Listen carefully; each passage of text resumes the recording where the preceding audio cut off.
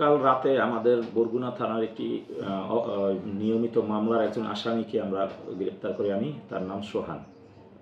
সে প্রতারণা মামলার একজন আসামি। তাকে আমরা নিয়ে আসার পরে তাকে তল্লাশি করার জন্য আমরা প্রথমে আমাদের নারী শিশু হেল্প ডেস্কের মধ্যে ভিতরে নেওয়ার সাথে সাথে দুজন মহিলা তারা থানার অফিস রুমে প্রবেশ করে এবং পুলিশের সাথে দুর্ব্যবহার শুরু করে এবং উচ্চবাচ্য শুরু করে এবং তাদের একজনের নাম ইসরাত জাহান শিরিন। তিনি তার পরিচয় দেন যে তিনি পাথরঘাটা উপজেলা বিএনপি মহিলা দলের সভানেত্রী এবং সাথে তার মেয়ে, সেও আমাদের অফিস রুমে প্রবেশ করে এবং পুলিশকে বল প্রয়োগ করে ধাক্কা দিয়ে সরিয়ে দিয়ে আমাদের সেই নারী শিশু হেল্প ডেস্কের মধ্যে প্রবেশ করে এবং আসামিকে টানাহেঁচড়া করে বের করে নিয়ে যাওয়ার চেষ্টা করে।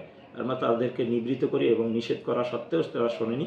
আমরা তার পরবর্তীতে তাকে গ্রেপ্তার করি এবং তার বিরুদ্ধে আমরা পুলিশের কাজে বাধা দান, আসামি ছিনিয়ে নেওয়ার চেষ্টা সহ পুলিশকে হুমকি দেওয়ার অপরাধে নিয়মিত মামলা রুজু করেছি এবং আজকে সকালে তাকে তাদের দুজনকে আমরা বিজ্ঞ আদালতে সোপর্দ করেছি।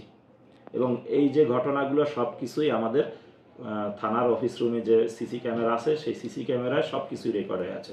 আমরা সেই প্রমাণগুলোও আদালতে উপস্থাপন করব।